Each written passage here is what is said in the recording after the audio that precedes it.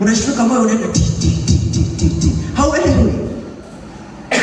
Unarudi tena unalala usingizi, hauelewi kwamba haya ni mapigano ya shetani, ni mashambulizi ya shetani. Shetani anakushambulia. Kwa hiyo hapo hapatakiwa waanze kuomba Mungu, na kemea, napigana nao wanaopigana na mimi, napigana nao kwa jina la Yesu. Pigana nao Bwana, pigana nao. Anza kukemea muda huo. Anza kukemea muda huo.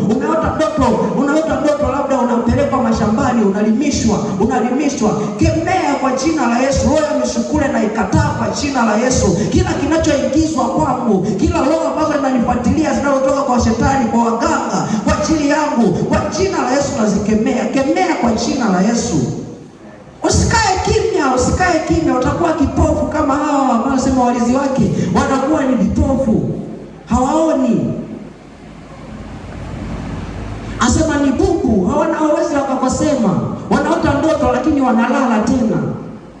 Unaota ndoto, umeacha kwenda mbele za Mungu, unaendelea unasema hii ndoto sijui ina maana gani? Umeota unakimbizwa na wachawi au unapigwa kabisa, unasema ina maana gani? Unatafuta utafsiriwa. Utafsiriwe nini? Unaota unakimbizwa. Unaota unafanya uasherati. Utafsiriwe nini? Mbona ndoto inajitafsiri yenyewe? Unaota unang'atwa na nyoka, unasema unataka kutafsiriwa. Hakuna mtu atakaye kutafsiri mwenyewe. Ndoto kama hizo zinajitafsiri zenyewe. Kwa hiyo pambana mwenyewe. Bwana Yesu asifiwe. Usisubiri mpaka mchungaji uende uombe na mchungaji kwamba mchungaji, nimeota ndoto nimeng'atwa na nyoka. Mungu mchungaji, naomba niombee, nisaidie. Unapoenda kwa mchungaji, hakikisha wewe umeanza kupambana kwanza. Hakikisha wewe umepambana kwanza na umeshinda. Bwana Yesu asifiwe. Mungu atusaidie sana. Na kitu kingine, tusiwe waoga. Unapoota ndoto kama hizo, usiwe muoga. Usiogope kwamba labda kwa mfano umeota ndoto umezungiwa na wachawi. Unashtuka, unaanza kuogopa. Unaogopa, wengine wanahama na nyumba kabisa. Kwamba nimeota nimezingirwa na wachawi. Au wachawi wanataka kunifanyia vitu vibaya. Unahama na nyumba kabisa, unaenda kwa jirani. Usiwe muoga, hiyo ni vita ya kiroho, unatakiwa upambane mwenyewe. Hata ukienda kwa huyo rafiki yako itakuja tu.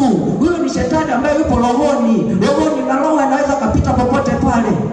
Roho anaweza kapita hata katikati ya matofali, anapita. Unaenda unafunga mlango na mpaka na stuli sijui na nini na miti ya kutosha. Ukasema sijui wachawi hawatanipata, hawataniloga tena. Yaani pambana, chukua ile njia ya Mungu. Ndio maana kitabu cha Waefeso anasema, "Vaeni silaha zote za Mungu, mpate kupigana na nguvu za shetani." Shetani anapotuma mabaya, pambana naye, usiwe mwoga, usiogope. Tunajifunza mara nyingi sana, wahubiri wengi wanafundisha kwamba kwenye Biblia imeandikwa mara 365 kwamba usiogope. Unaendelea kuogopa nini? Pambana. Bwana Yesu asifiwe. Mimi mwenyewe nilikuwa naogopa sana, nilikuwa napambana kabisa na watu ambao ni majirani zangu. Naona kabisa, naamka asubuhi nakutana nao. Lakini naenda pambana nao, wanapigana na mimi asubuhi nakutana nao. Naanza kuogopa. Lakini sikujua kwamba nitakiwa nipambane. Sometimes kuna sehemu nilikuwa nalala peke yangu wakati nipo sekondari. Nalala peke yangu pale naota ndoto napigana na watu. Naenda kwenye mlango, nafunga mlango, naweka na matofali, naweka miti. Natoka nje nachukua mitofali na nafunga mlango. Kumbe sijui kwamba nitakiwa nipambane kiroho. Hiyo ni vita ya kiroho. Sometimes kuna muda shangana najifunika sana eti nisionekane. Kwa hiyo hivyo ni vitu vya kiroho, natakiwa upambane kiroho. Uwe hodari, uwe shujaa. Moyo wako usiogope, usianze kutetemeka usiku kwamba sijui unajificha, unajifunika mpaka uso. Hapana, pambana kiroho. Bwana Yesu asifiwe. Hicho kitu Mungu atupe ujasiri sana.